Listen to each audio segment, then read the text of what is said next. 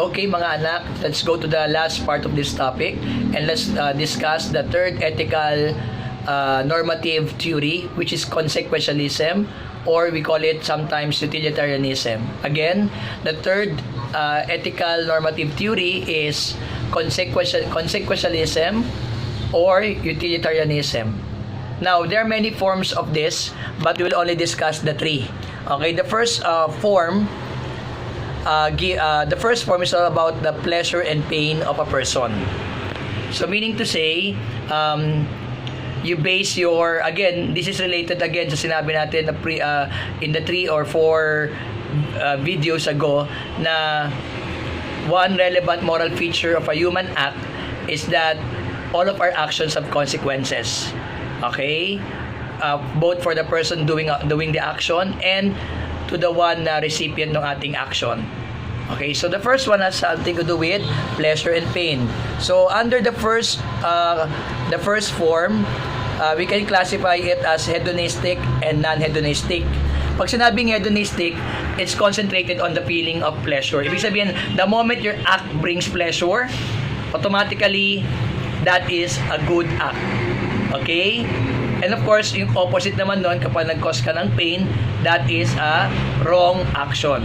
The next one, under pa rin to, the first type is the non-hedonistic. So, here naman, it does not limit itself to the pleasure, but even to other benefits na pwede matanggap ng isang tao sa kanyang buhay.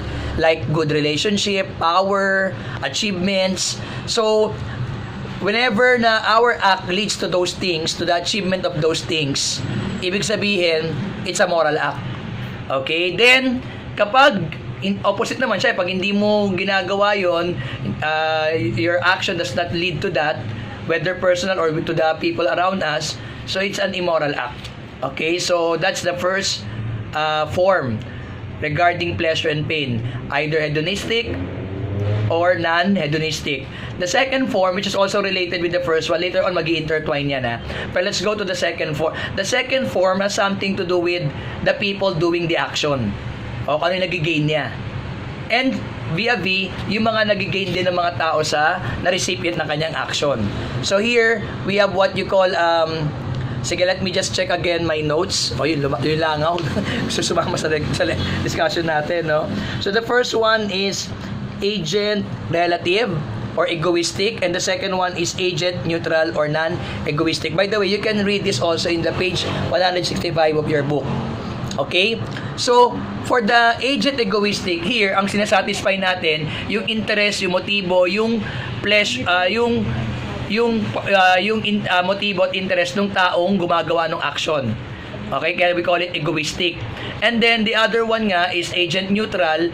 Dito naman ang sinasatisfy natin is yung kagustuhan, yung benefit, yung motibo, interest nung tumatanggap nung aksyon o ng mga tao sa paligid natin.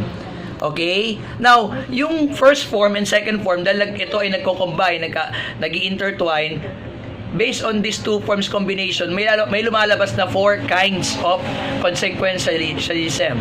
Okay? Ano yung 4 na yon? So, una is, let me read again the notes. Agent relative hedonism. The second one is agent neutral hedonism.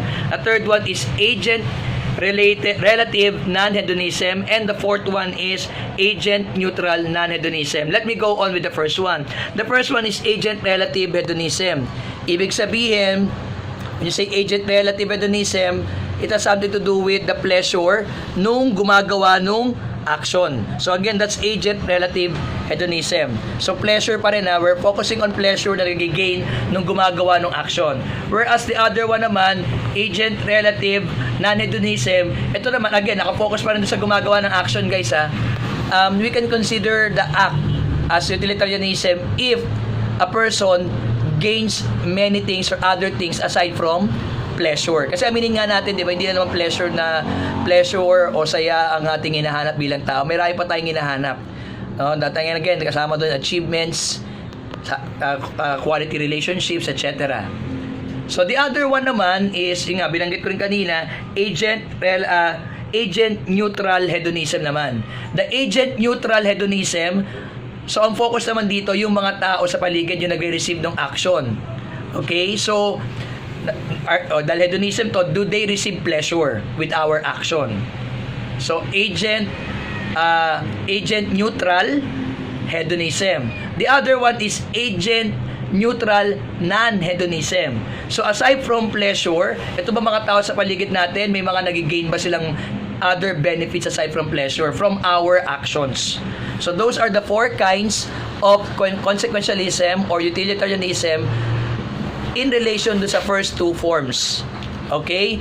The third and the most, I think, famous na form is yun nga, yun talagang the word itself na, the utilitarianism na. Here, it's the summary or sabi nga dito sa ating libro, is, let me read it for you guys is the aggregate or good welfare of all affected person. So here, ang basehan natin dito, so this is neither hedonistic or non-hedonistic. Okay, wala sa dalawa. Pero for sure, this is agent neutral para to sa ibang tao.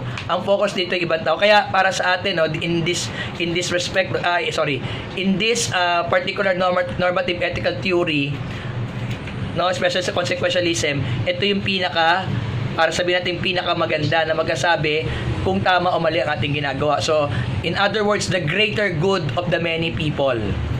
So, as long as itong ginagawa natin, whether painful or pleasurable or anything, pero it will be for the good of the many, na nakakarami, of the majority, then that action is moral or correct. Yun yung sinasabi doon. Kaya dito rin mapasok yung martyrdom. Sometimes, di ba, we sacrifice ourselves for the greater good of the many. Dito rin mapasok yung mga moral dilemma ng mga sundalo. Minsan, di ba, na minsan, dun yung nagkutago yung terorista dun sa area na yun, pero hindi naman lahat na doon terorista, pero dahil yun yung main base, minsan kailangan bagsakan ng bomba dahil mas nakakabuti nga naman na mawala yung terorista. In their perspective, okay? Again, I'm not saying it's right or wrong, pero based on this ethical theory, it seems, it will appear na tama yun. Okay? So, for further clarifications and questions, we can talk about it in our virtual class this Tuesday. God bless.